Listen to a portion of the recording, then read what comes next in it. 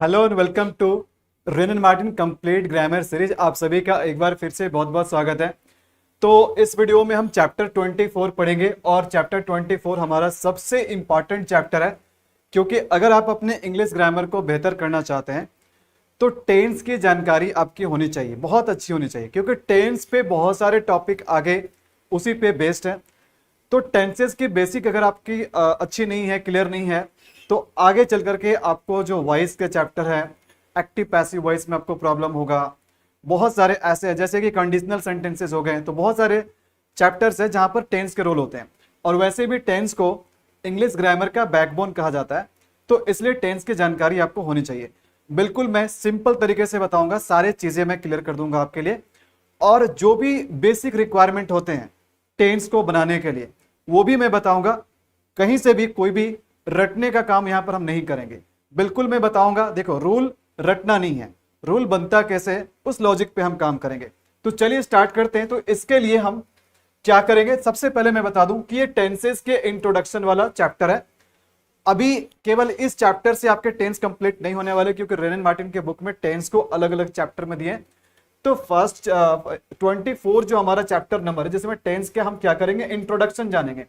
तो इंट्रोडक्शन वाले वीडियो में एक तरह से टेंस का हम ओवरव्यू लेने वाले, यहां पर हम टेंस का ओवरव्यू लेंगे। तो चलिए स्टार्ट करते हैं। बट इससे पहले आपको क्या करना है, ये जो तीन सेंटेंसेस है इन तीनों सेंटेंसेस को आपको पढ़ना है। तो देखो, पहला वाला सेंटेंस क्या लिखा हुआ है। पहला वाला सेंटेंस है आई गो टू स्कूल, दूसरे वाले सेंटेंस है आई वेंट टू स्कूल, और थर्ड सेंटेंस है आई शैल गो टू स्कूल। तो यहां पर सेंटेंस में देखो, सेंटेंस में वर्ब कौन है, सेंटेंस में वर्ब है गो, सेंटेंस में वर्ब है गो। तो गो यहां पर फर्स्ट फॉर्म में है, यहां पर गो क्या हो गया, वेंट हो गया, यानी ये सेकंड फॉर्म में हो गया। और यहां पर शैल के साथ ये जो गो है अपने फिर से बेसिक फॉर्म में आ गया। तो जब ये तीनों सेंटेंसेस को हम पढ़ते हैं तो पता चलता है कि तीनों जो घटना है ये अलग अलग टाइम के बारे में बता रहा है। अगर मैं बोलता हूं कि आई गो टू स्कूल, मैं स्कूल जाता हूं, तो ये प्रेजेंट टाइम को डिनोट कर रहा है। अगर मैं बोलता हूं कि मैं स्कूल जाता था या फिर मैं स्कूल गया, तो ये पास्ट टाइम को डिनोट कर रहा है। और अगर मैं बोलूंगा कि आई शैल गो टू स्कूल, इसका मतलब है कि मैं स्कूल जाऊंगा, ये फ्यूचर टाइम के बारे में बात कर रहा है। तो अगर टाइम की बात करें तो टाइम तीन तरह के होते हैं, एक होता है पास्ट टाइम, एक होता है प्रेजेंट टाइम, और एक होता है फ्यूचर टाइम। तो उसी के अकॉर्डिंग टेंस को बनाया गया है। यानी टेंस भी आपको क्या मिल जाएगा, एक पास्ट टेंस मिल जाएगा, एक प्रेजेंट टेंस मिल जाएगा, एक फ्यूचर टेंस मिल जाएगा। तो यहां पर ध्यान देना, तो किसी भी सेंटेंस में हम कैसे पहचानते हैं, हम कैसे आइडेंटिफाई करते हैं कि जो सेंटेंस हमें दिया गया है, जो स्टेटमेंट दिया गया है, वो कब की घटना है, पास्ट की है, प्रेजेंट की है, फ्यूचर की, हमें कैसे पता चलेगा। क्या हमें यह बात सब्जेक्ट से पता चलेगा? बिल्कुल नहीं। क्या यह बात हमें ऑब्जेक्ट से पता चलेगा? बिल्कुल नहीं। तो हमें कैसे पता चलेगा? हमें पता चलेगा वर्ब के फॉर्म से। यानी वर्ब के फॉर्म्स जो होते हैं वो अलग अलग टाइम के अकॉर्डिंग अपने फॉर्म्स को चेंज करते हैं, और उसी को हम क्या कहते हैं, टेंस कहते हैं। तो यहां पर अगर हम देखें तो फर्स्ट में जो गो है ये फर्स्ट फॉर्म है, ये V1 है, उसके बाद ये V2 है, उसके बाद ये फिर से V1 है। तो इस तरीके से जब भी वर्ब के फॉर्म्स चेंज होते हैं तो वो क्या करते हैं, वो टाइम बताते हैं, वो टाइम बताते हैं कि कोई भी काम कब होता है, कब होता था, या कब होगा। तो आई होप यहां से आपको समझ में आ गया कि टेंस एक्चुअल में होता क्या। चलिए इसके डेफिनेशन के बारे में भी जान लेते हैं। बट सबसे पहले जो चीज हम लोग पढ़ रहे हैं उसका नाम है टेंस। और टेंस वर्ड बना कहां से? तो टेंस वर्ड बना है लैटिन के। देखो, लैटिन भाषा से ये वर्ड लिया गया। लैटिन का कौन सा भाषा है? Tempest, Tempest. तो टेम्पस से ही क्या बना, टेंस बना। टेम्पस वर्ड से लेकर के क्या बना, टेंस बना। और टेंस का मतलब क्या होता है, टाइम होता है, एक तरह से देखा जाए तो। यहां पर ध्यान देना, यहां जो टेम्पस लिखा हुआ लैटिन का, इसका मतलब टाइम होता है। इसका रिलेशन किससे, टाइम से है। और इसी टेम्पस वर्ड से क्या बना, टेंस वर्ड बना, जो आज के हम लोग मॉडर्न लैंग्वेज में, मॉडर्न ग्रामर में हम यूज करते हैं। तो यहां पर ध्यान देना है कि टेंस है क्या। मैं सबसे सिंपल डेफिनेशन आपको बताऊंगा। Tenses are the forms of verbs. Tenses are the forms of verbs. What are tenses? Tenses are the forms of verbs that show the time of an action और event. तो tenses देखो क्या, tenses को लेना देना किससे? Tenses को time से कहीं ज्यादा वर्ब के फॉर्म्स से लेना देना है। हमें टेंस टाइम नहीं बताते हैं, किसी भी सेंटेंस में हमें टेंस टाइम नहीं बताते हैं, बल्कि वर्ब की फॉर्म्स हमें टाइम बताते हैं। तो इसलिए हम कह सकते हैं कि टेंसेस क्या होते हैं, वर्ब के फॉर्म्स होते हैं, और वही जो वर्ब के डिफरेंट फॉर्म्स होते हैं वो अलग अलग टेंसेस बताने का काम करते हैं। तो यहां पर देखो टेंस जो है वो वर्ब के फॉर्म्स है जो हमें टाइम बताने का काम करता है। भाई टाइम किसका, किसी भी एक्शन या किसी भी इवेंट का, कि कोई भी एक्शन या इवेंट कब हुआ था, कब होता है या कब होगा।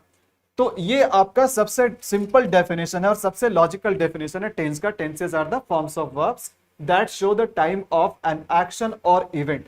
तो यहां तक चीजें आपको क्लियर हो गई। तो अब सवाल बनता है कि वर्ब के डिफरेंट फॉर्म्स क्या क्या होते हैं, वर्ब के कितने फॉर्म्स होते हैं।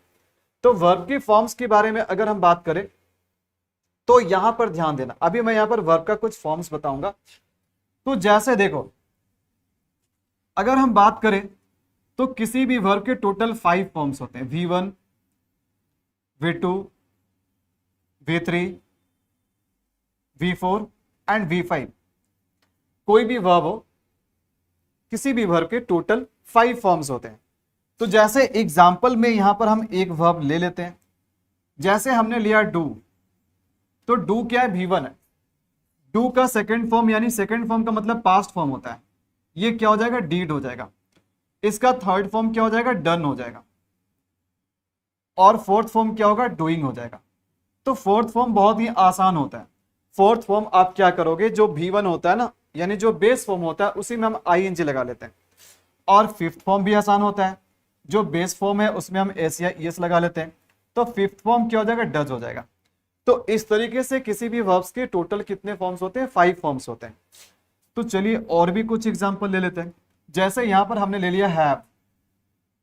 तो हैव का सेकंड फॉर्म क्या हो जाएगा, हैड। इसका थर्ड फॉर्म क्या हो जाएगा, थर्ड फॉर्म भी इसका हैड ही होगा।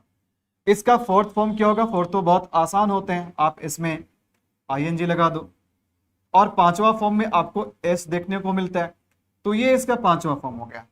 चलिए एक वर्ब, तो हम उन्हीं वर्ब्स के अलग अलग फॉर्म्स के बारे में जान रहे हैं जिसका टेंस में सबसे ज्यादा यूज होता है। बाकी तो आपको सभी वर्ब्स के 5 फॉर्म्स के बारे में पता होना चाहिए। और देखो 5 फॉर्म्स रटना नहीं है, सिंपल सी बात है। देखो V4 तो आप खुद बना सकते हो, V5 तो आप खुद बना सकते हो। ING लगाने से V4 बन जाता है, S या ES लगाने से V5 बन जाता है। उसके बाद V1 तो आपको बाय डिफॉल्ट पता है, V1 आपको बाय डिफॉल्ट पता है। अगर V1 नहीं पता है तो उस वर्ब के बारे में भी नहीं पता है आपको, और अगर उस वर्ब के बारे में पता है तो मतलब बाय डिफॉल्ट V1 भी जानते हैं। तो आपको मेनली आपको यहाँ पर 2 फॉर्म को ध्यान में रखना पड़ेगा, एक तो V2 को और एक V3 को। तो किसी भी वर्ब्स के टोटल 5 फॉर्म्स होते हैं, जिसमें आपको केवल V2 और V3 के फॉर्म्स को आपको ध्यान में रखना है, बाकी चीजें आप खुद से बना लोगे।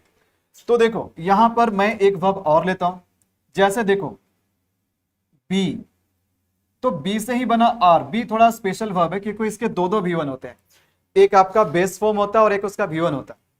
तो बी का पास्ट फॉर्म क्या हो जाएगा, बी का V2 हो जाएगा वॉज वर। बी का V2 क्या हो जाएगा, वॉज वर हो जाएगा, वॉज वर हो गया। अच्छा बी का थर्ड फॉर्म क्या हो जाएगा, इसका थर्ड फॉर्म बीन हो जाएगा, इसका थर्ड फॉर्म बीन हो जाएगा। अच्छा बी का जो V4 है वो क्या होगा, बीइंग हो जाएगा, यानी ING आपको लगाना है।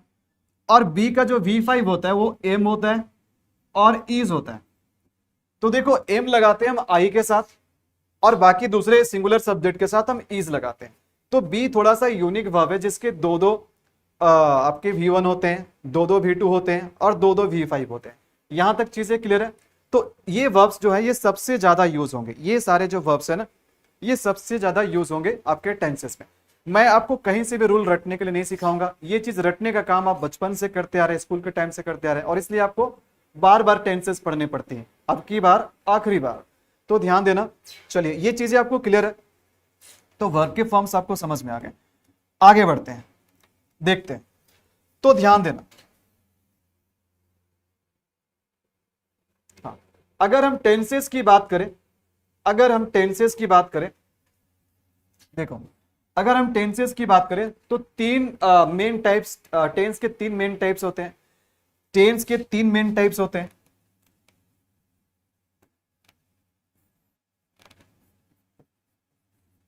टाइप्स ऑफ टेंसेस, तो मेनली 3 टाइप्स होते हैं। अब ये 3 टाइप्स देखो क्या क्या होते हैं।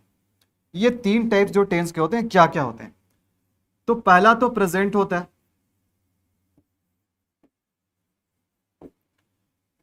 दूसरा होता है पास्ट, और तीसरा होता है फ्यूचर। हालांकि कई लोग आपको बोलेंगे कि future is not a tense, इस बात पे मैं भी एग्री करता हूं। मैं आपको लॉजिक भी बता सकता हूं कि फ्यूचर को टेंस क्यों नहीं बोला जा सकता है, बट इस टॉपिक को हम सेपरेट वीडियो में डिस्कस करेंगे, इसमें डिस्कस नहीं करेंगे, क्योंकि ये बात आपके रेन एंड मार्टिन के बुक में भी इसके बारे में कोई जिक्र नहीं है। बट हाँ, अगर कुछ ज़्यादा एडवांस जानना चाहते हो तो मेरे दूसरे वीडियोस आप देखो, उसमें मैंने बहुत डिटेल में बताया। तो फिलहाल के लिए हम टाइम के अकॉर्डिंग ये मान के चलेंगे कि टेंस तीन तरह के होते हैं, प्रेजेंट टेंस, पास्ट टेंस और फ्यूचर टेंस। अब देखो, रिक्वायरमेंट पता होना बहुत जरूरी है। अगर एक बार आपको रिक्वायरमेंट पता हो गया तो रूल आप कभी रटेंगे नहीं। तो प्रेजेंट का रिक्वायरमेंट क्या है, हम कैसे किसी सेंटेंस में प्रेजेंट को डिनोट कर सकते हैं? तो प्रेजेंट को डिनोट करने के लिए आपको चाहिए वर्ब का फर्स्ट फॉर्म और वर्ब का फिफ्थ फॉर्म। ठीक है, जो फर्स्ट फॉर्म होता है उसे हम प्लूरल वर्ब बोलते हैं, जो फिफ्थ फॉर्म होता है उसे हम सिंगुलर वर्ब बोलते हैं। जब पास्ट आपको बताना है तो वर्ब का सेकंड फॉर्म आपको लेना पड़ेगा, और जब फ्यूचर बताना है तो फ्यूचर का रिक्वायरमेंट क्या होता है? फ्यूचर का रिक्वायरमेंट होता है कि आप उसमें शैल या विल लगाएंगे, और शैल या विल चूंकि एक मॉडल वर्ब है, और मॉडल वर्ब के बाद आने वाला कोई भी वर्ब का बेस फॉर्म होता है। बेस फॉर्म किसको बोलते हैं? V1 को बोलते हैं। तो यानी कि शैल विल के बाद आपको V1 लगाना है। तो ये रिक्वायरमेंट आपको पता होना चाहिए कि प्रेजेंट को क्या चाहिए, पास्ट को क्या चाहिए, फ्यूचर को क्या चाहिए, किसका क्या डिमांड है। अगर ये बात आपको पता होगा तो कभी आपको रटना नहीं पड़ेगा, आप सभी चीजों को बहुत आसानी से बना लें। बात समझ में आ रही है? चलिए, बहुत बढ़िया। अब देखो, अगर हम बात करें तो देखो, तीन मेन टाइप्स होता है टेंस का, और तीनों टाइप्स के अंदर हम चार चार सब टाइप्स पढ़ेंगे। सब टाइप्स मतलब उसके अंदर आने वाले और भी टाइप्स है। तो मेन टाइप्स है प्रेजेंट, पास्ट, फ्यूचर, और उसके जो अंदर जो टाइप्स आते हैं उसके चार चार टाइप्स है। ठीक है, और इन्हें हम क्या बोलते हैं? सब टाइप्स बोलते हैं, इसे सब टाइप्स बोलते हैं। और ये कितने संख्या में? 4 है। तो पहला क्या है इसमें? पहला है सिंपल। पहला क्या? सिंपल। और सिंपल का रिक्वायरमेंट क्या है? सिंपल का रिक्वायरमेंट है V1, V5 या V2। और ये V1, V5, V2 जो है, ये अगर हेल्पिंग वर्ब के रूप में है तो हेल्पिंग वर्ब के रूप में डू ले लेगा, डज ले लेगा, डिड ले लेगा, अगर हेल्पिंग वर्ब की जरूरत पड़े तो ये है सिंपल की रिक्वायरमेंट। उसके बाद है कंटिन्यूअस। तो कंटिन्यूअस का रिक्वायरमेंट क्या है? कंटिन्यूअस का रिक्वायरमेंट है कि B प्लस V4 होना चाहिए। कभी भी किसी भी सेंटेंस में V4 अकेले नहीं आ सकता है। V4 जब भी आएगा तो इसके पहले B का फॉर्म आपको देना पड़ेगा, तभी वो कंटिन्यूअस टेंस बन पाएगा। तो V4 आपको अकेले नहीं लगाना है। बहुत लोग रट लिए कि जहां भी ING देखे हम उसको कंटिन्यूअस टेंस मान लेंगे, लेकिन ING तो पार्टिसिपल भी तो हो सकता है, ING जेरेंड भी हो सकता है। हम टेंस की बात कर रहे हैं, और आप केवल ING देने से टेंस नहीं बना सकते हो। आपको उसके साथ V4 के साथ यानी ING के फॉर्म के साथ आपको B लगाना पड़ेगा, तब वो हो पाएगा। तो कंटिन्यूअस का रिक्वायरमेंट आपको पता चल गया। उसके बाद है परफेक्ट। परफेक्ट का रिक्वायरमेंट है हैव के साथ वर्ब का थर्ड फॉर्म। तो कभी भी वर्ब 3 जो है ना, वो अकेले नहीं आ सकता। ये जब भी आएगा तो इसके साथ हैव का फॉर्म देना पड़ेगा, इसके साथ आपको हैव का फॉर्म देना पड़ेगा, तब जाकर के परफेक्ट का रिक्वायरमेंट पूरा हो पाएगा। बात समझ में आ रही है? और अगर हम लास्ट जो सब टाइप है इसको अगर देखें तो ये पता चल रहा है कि इसमें दो दो चीज का कॉम्बिनेशन है, परफेक्ट का भी है और कंटिन्यूअस का भी है, दोनों का है। तो दोनों का है तो इसका मतलब है कि इन दोनों को मिला करके बनेगा। तो इन दोनों को मिला करके बना तो क्या बना? हैव। और यहां पर क्या हो गया? बी क्या बन गया? V3 में जाकर के बीन बन गया। उसके बाद ये V4 हो गया। तो ये रिक्वायरमेंट है, ये इनके रिक्वायरमेंट है। अब देखिए, मैं ये बताता हूं कि आखिर इसका नाम सिंपल क्यों पड़ा, इसका नाम कंटिन्यूअस क्यों पड़ा, इसका नाम परफेक्ट क्यों पड़ा, इसका नाम परफेक्ट कंटिन्यूअस क्यों पड़ा। तो ध्यान देना है, सिंपल को कई बार लोग इसको इंडेफिनिट भी बोलते हैं। सिंपल को कई बार लोग इसको इंडेफिनिट बोलते हैं। अब देखो, इसको इंडेफिनिट क्यों बोलते हैं मैं आपको बताता हूं। देखो, कुल मिलाकर के एक्शन की बात करें, हम वर्ब की बात करें, तो वर्ब के साथ दो ही चीज जुड़ा हुआ है, एक कंप्लीशन और एक हुआ नॉन कंप्लीशन। मतलब कि कोई काम कंप्लीट है या कंप्लीट नहीं है। अगर कोई काम कंप्लीट है, कोई काम कंप्लीट हो चुका है, फिनिश हो चुका है, तो इसका मतलब है कि वो परफेक्ट है। और कोई काम कंप्लीट नहीं हुआ, अभी अधूरा है, अभी भी चल रहा है, अभी भी कंप्लीट नहीं है, तो उसको बोलते हैं कॉन्टिन्यूअस बोलते हैं। तो वर्ब के साथ दो कंडीशन है, कंप्लीशन या नॉन कंप्लीशन। ठीक है, बात समझ में आ रही है? तो अगर देखो, मैं बोल रहा हूं कि मैं आप लोगों को टेंस पढ़ा रहा हूं, तो ये टेंस पढ़ाने का काम अभी चल रहा है कि खत्म हो गया? भाई चल रहा है, तो ये किस में आ जाएगा? ये नॉन कंप्लीशन में आ जाएगा, ये इनकम्प्लीट एक्शन में आ जाएगा। और अगर मैं बोलता हूं कि मैं आपको टेंस पढ़ा चुका हूं, तो इसका मतलब क्या हो गया? काम खत्म हो गया। तो काम फिनिश्ड है या काम फिनिश्ड नहीं है, ये इस पर डिपेंड करता है। लेकिन अगर हम सिंपल की बात करें, तो जैसे मैं बोल रहा हूं कि मैं अंग्रेजी पढ़ाता हूं, मैं अंग्रेजी पढ़ाता हूं, मैं टेंस पढ़ाता हूं। भाई कब पढ़ाते हैं? मैं टेंस पढ़ाता हूं, तो इसको सुनने से क्या आपको पता चल रहा है कि ये काम खत्म हो गया या काम अभी भी चल रहा है? तो इससे हमें ना तो कंप्लीशन के बारे में पता चलता है, ना तो नॉन कंप्लीशन के बारे में पता चलता है। जैसे मैंने बोला रोहित क्रिकेट खेलता है, तो भाई रोहित क्रिकेट खेलता है तो उसका खेलने का काम अभी शुरू हुआ कि नहीं हुआ? और अगर शुरू हुआ तो क्रिकेट खेलने का काम अभी चल रहा है या कंप्लीट हो गया? तो हमें ना तो कंप्लीशन का जानकारी मिलता है, ना तो हमें नॉन कंप्लीशन का जानकारी मिलता है। इस कारण से इसका नाम कभी कभी लोग इंडेफिनिट भी बोल देते हैं। इसी कारण से सिंपल को कभी कभी लोग इंडेफिनिट भी बोल देते हैं। तो बात समझ में आ गई?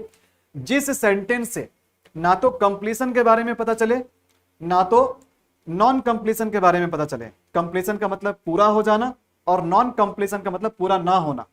तो जिस टेंस के जिस टाइप से आपको ना तो कंप्लीशन के बारे में पता चले, ना तो नॉन कंप्लीशन के बारे में पता चले, तो उसी को हम क्या बोलते हैं? सिंपल बोलते हैं या फिर इंडेफिनिट बोलते हैं। बात समझ में आ रही है? अगर कोई काम नॉन कंप्लीशन है, अगर कोई काम नॉन कंप्लीशन है मतलब अभी भी वो कंप्लीट नहीं हुआ, तो वो आ जाएगा कॉन्टिन्यूअस में। वो कहां आ जाएगा? कॉन्टिन्यूअस में आ जाएगा। और कोई भी काम अगर कंप्लीशन में है, मतलब वो दिखा रहा है कि काम पूरा हो चुका है, तो वो परफेक्ट में आ जाएगा। इसी को बोलते हैं परफेक्ट। जहां काम पूरा हो जाता है उसको क्या बोलते हैं? परफेक्ट बोलते हैं। बात समझ में आ रही है? और अगर हम चौथे टाइप की बात करें, तो इसमें दोनों चीजें, मतलब इसमें काम आधा कंप्लीट भी है और काम आधा बाकी भी है। जैसे अगर मैं बोलूं कि वे लोग 2 महीनों से घर बना रहे हैं, वे लोग 2 महीनों से घर बना रहे हैं। अब एक बात मुझे बताना, घर बनाना कब शुरू किया था? 2 महीना पहले, और अभी तक घर बनाने का काम चल रहा है। तो आप मुझे एक बात बताना कि क्या जब वो घर बनाना 2 महीना पहले शुरू किया था, तो उसमें से कुछ काम कंप्लीट हुआ होगा कि एकदम भी कंप्लीट नहीं हुआ? मैं ये नहीं बोलता हूं, देखो ये घर बनाना, ये इतना बड़ा घर बनाना है, तो 2 महीने से काम कर रहे हैं, तो कम से कम इतना तो कंप्लीट हुआ होगा। अरे इतना नहीं तो इतना तो कंप्लीट हुआ होगा, मतलब इतना काम कंप्लीट हो गया। लेकिन इतना काम अभी भी चल रहा है, इतना काम अभी भी चल रहा है। यानी इसमें दोनों सेंस हो गया, इसमें कंप्लीशन का भी सेंस है और नॉन कंप्लीशन का भी सेंस है। इसलिए इसमें दोनों का कॉम्बिनेशन है, परफेक्ट का भी और परफेक्ट कंटिन्यूअस का भी। तो ये बात आई होप आपको समझ में आ गया होगा, यहां से आपको कोई दिक्कत नहीं है। चलिए बहुत बढ़िया। उसके बाद ध्यान देना, ये चीज आपको समझ में आ गया, कोई दिक्कत नहीं। एक बात आप हमेशा ध्यान रखिएगा, बिल्कुल बेसिक चीज मैं बता रहा हूं, ये सारे जगह है जहां पर गलतियां होती है, ठीक है? तो यहां पर मैं लिख देता हूं इंपॉर्टेंट पॉइंट्स। इंपॉर्टेंट पॉइंट्स, इसको ध्यान में रखोगे तो समझ लेना कि टेंस आपके मुट्ठी में। देखो इंपॉर्टेंट पॉइंट्स क्या है? इंपॉर्टेंट पॉइंट्स ये है कि कभी भी टेंस में अगर आप टेंस बना रहे हैं और अगर बी आता है, और बी के अदर फॉर्म कौन कौन से होते हैं? ईज होते हैं, एम होते हैं, आर होते हैं, ठीक है, वॉज होते हैं, वर होते हैं और बीन होते हैं, ठीक है? अच्छा, तो पहला पॉइंट तो ये हो गया। उसके बाद देखो हैव का फॉर्म कौन कौन सा होता है? हैव होता है, हैज होता है और हैड होता है, ठीक है? अच्छा, डू का भी बेसिक फॉर्म हम ले लेते हैं। डू के क्या क्या फॉर्म होते हैं? तो डू होता है, डज होता है और डीड होता है। ये सारे किसके फॉर्म है? डू के फॉर्म है। तो अब एक चीज यहां पर ध्यान देना है कि अगर कहीं से भी आपको सेंटेंस में हेल्पिंग वर्ब के जगह पे ये सारे चीज दिखाई दे दे, तो इसके बाद आने वाला जो मेन वर्ब होगा वो किस फॉर्म में होगा? तो बी का कोई भी फॉर्म है, बी का कोई भी फॉर्म है, ये सारा बी का जात भाई है।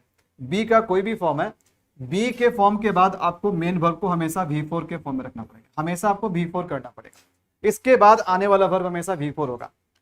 हैव के किसी भी फॉर्म के बाद इसके बाद आने वाला वर्ब हमेशा V3 होगा। इसके बाद आने वाला मेन वर्ब हमेशा थर्ड फॉर्म में होगा। डू, डज, डीड, डू के किसी भी फॉर्म के बाद, चाहे वो डू हो, चाहे वो डज हो, चाहे वो डीड हो, इसके बाद आने वाला वर्ब हमेशा V1 होगा, यानी वर्ब का फर्स्ट फॉर्म होगा। ये बात शायद ही आपको कोई टेंस पढ़ाते समय बताएगा, और सबसे ज्यादा गलती टेंस में यहीं पर होता है, और सबसे ज्यादा लोग बेवकूफी यहीं पर करते हैं कि इस बात पे ध्यान नहीं देते हैं। और मुझे पता है कि आप लोग भी इन बातों पे ध्यान नहीं देंगे, क्योंकि आपको बेवकूफी करने की आदत लग गई है, ठीक है। तो ये मैं ऐसा चीज बताया हूं ना कि आपके टेंस के बहुत सारे गलतियां यहीं से सॉर्ट आउट हो जाएंगे, तो इस पे बिल्कुल ध्यान रखिएगा। ये बात समझ में आ रही है? उसके बाद ध्यान देना कि जहां तक सवाल है, देखो मैं थोड़ा सा हट जाता हूं ताकि आपको ठीक से दिखाई दे कि कौन कौन से बात को आपको ध्यान में रखना है, ठीक है। कौन कौन से हेल्पिंग वर्ब अपने बात, कौन कौन से वर्ब लेते हैं, बात समझ में आ रही है? ठीक है, ये चीज क्लियर है। हाँ, तो अब देखो मैं आपको सिंगुलर और प्लूरल का कंसेप्ट समझाता हूं। ये चीज तो हालांकि सब्जेक्ट वर्ब एग्रीमेंट का चीज है ना, लेकिन टेंस में जब प्रेजेंट टेंस बनाते हैं तो यहां पर V1 V5 यानी सिंगुलर प्लूरल का कंसेप्ट आता है।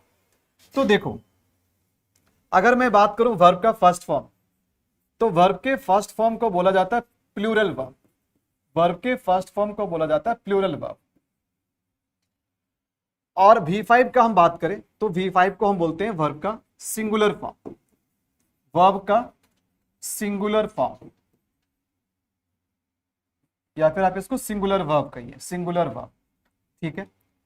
अब एक बात ध्यान देना है कि ये जो V1 V5 है ना, ये जो V1 V5 है, इसका यूज हम करते हैं प्रेजेंट टेंस बताने के लिए। इसका यूज हम करते हैं प्रेजेंट टेंस बताने के लिए। देखो किसी भी टेंस को जब हम बताएंगे तो वहां पर दो तरह के फॉर्म्स नहीं लगते हैं, दो तरह के फॉर्म्स केवल सिंपल प्रेजेंट में लगते हैं, या तो V1 या तो V5। तो इसका मतलब है कि अगर V1 V5 दोनों है तो कंफ्यूजन तो पक्का होगा, कंफ्यूजन होना यहां पर तय है, ठीक है। अच्छा, V5 की पहचान क्या होती है? अगर आपको उसमें एस या ES मिल जाएगा तो V5 की पहचान है। किसी भी तरीके से एस आपको मिलना चाहिए, मतलब वो V5 की पहचान है। और हम V1 कैसे पहचानेंगे, प्लूरल वर्ब को कैसे पहचानेंगे? अरे भाई, कोई भी वर्ब जब अपने ओरिजिनल फॉर्म में हो, मतलब उसमें ना तो एस हो, ना तो ES हो, ना तो ING हो, ना तो ED हो, कुछ भी नहीं हो, कोई भी जब वर्ब अपने ओरिजिनल फॉर्म में हो तो उसी को हम V1 कहते हैं, मतलब हम उसी को प्लूरल वर्ब कहते हैं। यहां तक क्लियर है?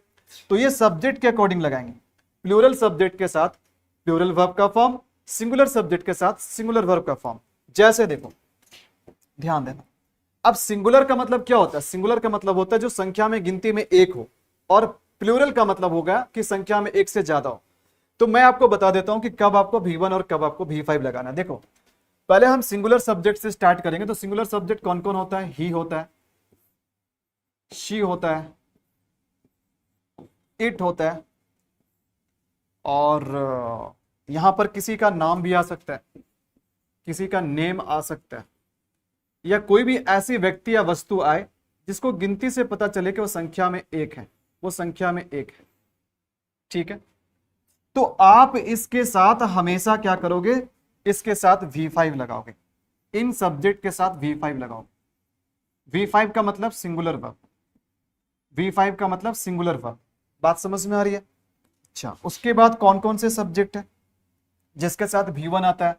जैसे कि एक तो हो गया आई। अब तो बोलेंगे सर आई तो सिंगुलर है क्योंकि गिनती से तो एक व्यक्ति होता है, बट आई के साथ एक्सेप्शन है, या गिनती विनती मत करना, आई के साथ हमेशा V1 लगता है। तो आई हो जाएगा इसमें, इसके साथ V हो जाएगा, इसके साथ U हो जाएगा, या इसके साथ दे हो जाएगा,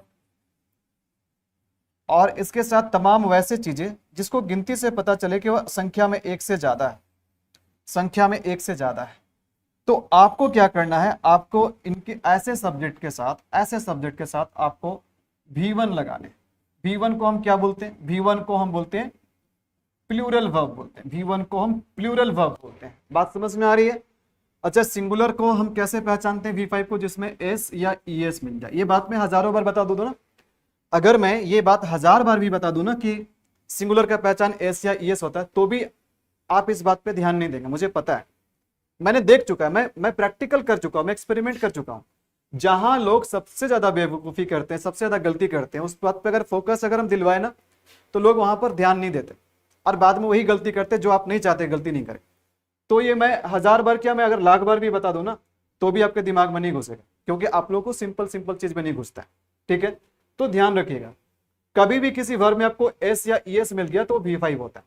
तो ये सारा सब्जेक्ट का लिस्ट है, और ये सारा ये भी सब्जेक्ट लिस्ट है, और ये इसके साथ वर्ब कौन लगेगा? V5 लगेगा या V1 लगेगा, ये चीज पे आप ध्यान दीजिए। ठीक है, ये बात समझ में आ गया?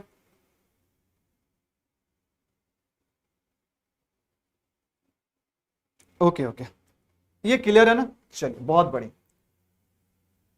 हाँ, अब देखो ये टेंस का कंप्लीट चार्ट है, आई होप आपको दिखाई दे रहा होगा, ये टेंस का कंप्लीट चार्ट है ना। अब इस चार्ट को मैं एक्सप्लेन कर दूंगा और इसके साथ ही आपका टेंस का इंट्रोडक्शन कंप्लीट हो जाएगा। अगर आपको इस टेंस का चार्ट का पीडीएफ चाहिए, इसका कंप्लीट चार्ट का पीडीएफ चाहिए, तो आप हमारे टेलीग्राम चैनल को ज्वाइन कर लीजिए। टेलीग्राम चैनल का लिंक आपको नीचे डिस्क्रिप्शन में मिल जाएगा, है ना। वहां से आप ये टेंस के चार्ट के पीडीएफ को आप एक्सेस कर सकते हैं। अगर आपको नीचे लिंक नहीं मिल रहा है टेलीग्राम चैनल का, तो आप सर्च कीजिए टेलीग्राम पे, जिस नाम से हमारा यूट्यूब चैनल है उसी नाम से आपको टेलीग्राम चैनल भी मिल जाएगा। तो आइए देखो, मैं आपको फिर बोलता हूं कि रूल कभी रटना नहीं है। तो देखो यहां पर चीजें कैसे बन रही है, देखो। हाँ, सबसे पहली बात है कि टेंस हमारा तीन तरह के हो जाएगा। एक हो जाएगा प्रेजेंट टेंस, एक हो जाएगा पास्ट टेंस और एक हो जाएगा फ्यूचर टेंस। और सभी टेंस के अंदर चार चार सब टाइप्स होंगे। चार सब टाइप्स क्या होगा? एक होगा सिंपल, चार सब टाइप्स में क्या होगा? हाँ, एक होगा सिंपल, एक होगा कॉन्टिन्यूअस, एक होगा परफेक्ट और एक होगा परफेक्ट कंटिन्यूअस। यहां पर आपको चीजें क्लियर है। तो इस तरफ आपका टेंस है, मेन टेंस के टाइप से, और ऊपर में क्या है उसका सब टाइप्स है, सिंपल, कॉन्टिन्यूअस, परफेक्ट और परफेक्ट कंटिन्यूअस। अब देखो इन सभी का स्ट्रक्चर मैं एक्सप्लेन करूंगा एक एक एग्जाम्पल के साथ, एक एक एग्जाम्पल के साथ इनके स्ट्रक्चर को मैं एक्सप्लेन करूंगा। तो ध्यान देना, जैसे देखो पहला देखो क्या, अगर हम प्रेजेंट की बात करें तो प्रेजेंट के पहले चार चीज हम देख लेते हैं। देखो प्रेजेंट की बात करें तो सिंपल हम बात करें, और मैंने आपको क्या बोला, देखो सब्जेक्ट और ऑब्जेक्ट पे ध्यान नहीं देना, मेन हमारा फोकस होना चाहिए वर्ब के फॉर्म्स पे, क्योंकि tense is all about the forms of the verbs. ठीक है, तो एक बार जब हम वर्ब के फॉर्म पे काम कर लेना तो हम बहुत आसानी से सब्जेक्ट और ऑब्जेक्ट यूं ही लगा सकते हैं। तो मेन हमारा फोकस होना चाहिए सब्जेक्ट और ऑब्जेक्ट पे नहीं, बल्कि वर्ब के फॉर्म्स पे। तो हम क्या पढ़ रहे हैं यहाँ पर? हम पढ़ रहे हैं यहाँ पर सिंपल प्रेजेंट, और प्रेजेंट को क्या चाहिए? V1 V5 चाहिए। चलो V1 V5 यहाँ पर दे दिए। और यहां पर क्या हो गया, जब वर्ब का काम कंप्लीट तो वर्ब के पहले सब्जेक्ट, वर्ब के बाद ऑब्जेक्ट लगा दो, कहानी खत्म। उसके बाद ध्यान देना, हम कॉन्टिन्यूअस पढ़ रहे हैं, और कॉन्टिन्यूअस क्या है ना कि कॉन्टिन्यूअस में हमें वर्ब का आईएनजी फॉर्म चाहिए, यानी V4 चाहिए। तो देखो वर्ब का आईएनजी फॉर्म है, और वर्ब का आईएनजी फॉर्म अपने से पहले इज एम आर या बी का कोई फॉर्म जरूर लेता है। तो प्रेजेंट में है तो इसलिए वर्ब के आईएनजी के फॉर्म के साथ हम क्या कर रहे हैं? एम, इज और आर लगा रहे हैं, क्योंकि बी का प्रेजेंट फॉर्म होता है एम, इज, आर होता है। बात समझ में आ रही है? उसके बाद परफेक्ट की बात करें तो परफेक्ट में क्या चाहिए? वर्ब का थर्ड फॉर्म चाहिए। वर्ब का थर्ड फॉर्म हमने लगा दिया, और थर्ड फॉर्म बिना हैव के नहीं लगते। तो हैव का प्रेजेंट फॉर्म क्या हो जाएगा? एक बार तो हैव होगा, एक बार हैज होगा। तो यहां पर चूंकि प्रेजेंट हम पढ़ रहे हैं, इसलिए यहां पर कोई भी वर्ब के दो दो फॉर्म लग रहे हैं, V1 और V5 लग रहे हैं। अगर हम परफेक्ट कंटिन्यूअस की बात करें तो हैव या हैज तो यहां पर भी होगा, क्योंकि परफेक्ट है। साथ ही साथ वर्ब का आईएनजी फॉर्म, जब भी हम आईएनजी फॉर्म बोले तो समझ लेना कि V4 की बात हो रही है। और इसके साथ क्या करना? बीन लगाना। ये तो मैंने आपको बेसिक रिक्वायरमेंट में भी बताया। तो ये हो गया प्रेजेंट के चारों सब टाइप्स के स्ट्रक्चर। अब इनके सेंटेंस एग्जांपल हम देख लेते हैं। देखो सेंटेंस एग्जांपल क्या है? सेंटेंस एग्जांपल है ही ड्राइव्स अ कार, वह एक कार चलाता है। सिंपल का मतलब कि कोई काम आदत के रूप में होता है, और वो काम कंप्लीट है कि कंप्लीट नहीं है इसका कोई हमें पता नहीं है, इसलिए इसका नाम इंडेफिनिट भी है। तो वह कार चलाता है, प्रेजेंट में उसको कार चलाने की आदत है, या उसका पेशा है, उसका प्रोफेशन है। उसके बाद मैं बात करूं कि he is driving a car, देखो यहां पर कंटिन्यूअस में हमने V4 लिया, तो he is driving a car मतलब वो कार चला रहा है, यानी काम, कार चलाने का काम उसका कंटिन्यू है, ऑन गोइंग है, प्रोग्रेस में है, इनकम्प्लीट है। उसके बाद बात करें तो he has driven a car, तो ड्राइव का वर्ब 3 क्या होता है? ड्राइव का थर्ड फॉर्म ड्रिवन होता है। तो वह कार चला चुका है, मतलब कार चलाने का काम उसका कंप्लीट हो गया। परफेक्ट का मतलब कंप्लीट हो गया। उसके बाद बात करें, जैसे बोल दिए कि वह 2 घंटों से कार चला रहा है, 2 महीनों से कार चला रहा है, 2 सालों से कार चला रहा है, तो he has been driving a car. अब इसमें जो भी टाइम रहे, 2 घंटे, 2 साल, आप टाइम लगा सकते हो सिंस या फोर के साथ। ठीक है, तो ये प्रेजेंट का चीज हो गया। अब देखो अगर इन्हीं को अगर हम पास्ट में चेंज करेंगे तो ज्यादा कुछ बदलाव नहीं होने वाला है, सब कुछ वही रहेगा। अगर हम पास्ट में बदलेंगे तो ज्यादा कुछ चेंज नहीं होना है, सब कुछ वही रहेगा, बस प्रेजेंट रहेगा। देखो अगर पास्ट रहेगा तो हम उसको V2 में चेंज कर देंगे। बात समझ में आ रही? पास्ट रहेगा तो सबको हम क्या करेंगे, V2 में चेंज कर देंगे। तो यहां पर देखो, यहां पर क्या लिखा है कि प्रेजेंट है तो V1 V5 है, और अब हम अगर पास्ट की बात करें तो पास्ट है तो भाई V2 लगा दो। यहां पर V1 V5 का पास्ट फॉर्म क्या होगा, V2 हो जाएगा। एम इज आर का पास्ट फॉर्म क्या हो जाएगा, वॉज वेयर हो जाएगा। बाकी तो सब कुछ वही रहना है। V4 और V3 कभी चेंज नहीं होता है, चाहे प्रेजेंट में यूज कर लो, चाहे पास्ट में यूज कर लो, चाहे फ्यूचर में यूज कर लो। वर्ब के दो ऐसे फॉर्म्स जो किसी भी टेंस में चेंज नहीं होते हैं, एक तो V4 और एक V3। तो यहां पर चेंज क्या हो रहा है, सब्जेक्ट वही है, ऑब्जेक्ट वही है, भाई चेंज क्या हो रहा है, केवल वर्ब का फॉर्म्स चेंज हो रहा है। तो जहां यहां पर एम इज आर है वो वाज वर हो गया, यहां पर जो हैव हैज है ये हैड हो गया। बाकी तो V3 तो यहां भी है, V3 यहां भी है, तो बदली क्या, केवल वर्ब का फॉर्म। अभी देखो यहां भी हैव हैज है तो यहां पर केवल हैड कर दो, बीन तो यहां पर भी है, बीन तो यहां पर भी रहेगा। यानी सब्जेक्ट के ठीक बाद जो वर्ब पहले आता है ना, उसी के फॉर्म को हमें चेंज करना है। या फिर आप इसे ऐसे समझे, V3 और V4 कभी चेंज नहीं होता है, चेंज होगा V2 V1 V5 चेंज होगा, ठीक है। तो बीन क्यों चेंज नहीं हुआ, क्योंकि बीन भी अपने आप में क्या है, बीन भी अपने आप में V3 है, बीन भी अपने आप में V3 है। बात समझ में आ रही है? और अगर उसी बात को अगर हम देखो तो पास्ट में क्या बन गया, सेंटेंस एग्जांपल पास्ट में बन गया he drove a car, he drives का क्या हो गया, V2 ड्रोव हो गया, ड्राइव का सेकंड फॉर्म ड्रोव होता है। He was driving a car, he had driven a car, या he had been driving a car, तो ये प्रेजेंट का भी हो गया। अब अगर बात करें पास्ट का तो नहीं, पास्ट तो हो गया। अब हम बात करें अगर फ्यूचर का, तो देखो फ्यूचर में क्या है,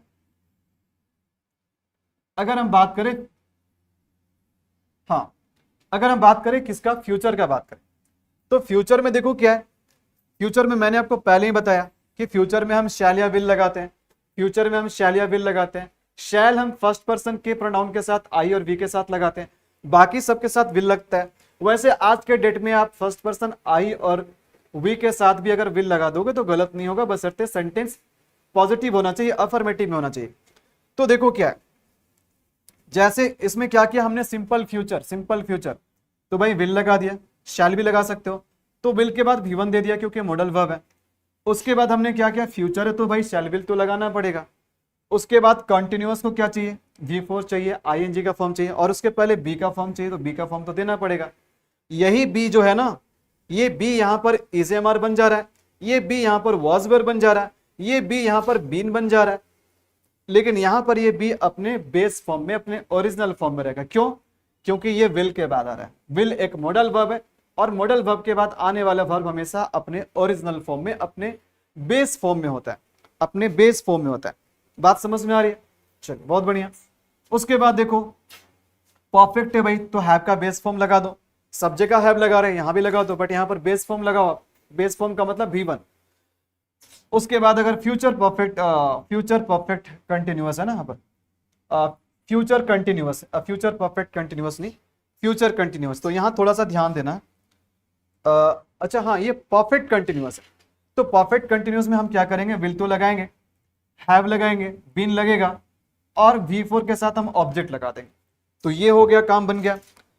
अब इसका हम एक एक एग्जाम्पल ले, तो एग्जाम्पल क्या है, he will drive a car, he will be driving a car, यानी फ्यूचर में कोई काम ना केवल शुरू होगा बल्कि चलता रहेगा। He will be driving a car, he will have driven a car, मतलब फ्यूचर में वो काम पूरा हो चुका रहेगा।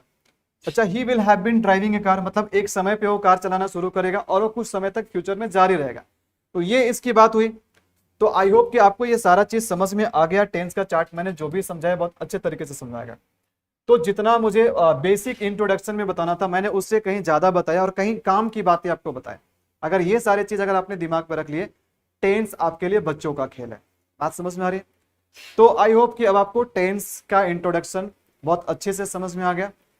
पता चल गया कि टेंस कितने तरह के होते हैं। मेन टेंसेस होते हैं 3 होते हैं, प्रेजेंट, पास्ट, फ्यूचर, और सभी के अंदर 4 हम सब टाइप्स पढ़ते हैं, simple, continuous, perfect, perfect continuous. मैंने आपको टेंस के ओरिजिनल डेफिनेशन भी बताया। Tenses are the forms of verbs that show the time of an action और इवेंट, ये भी मैंने आपको बताया।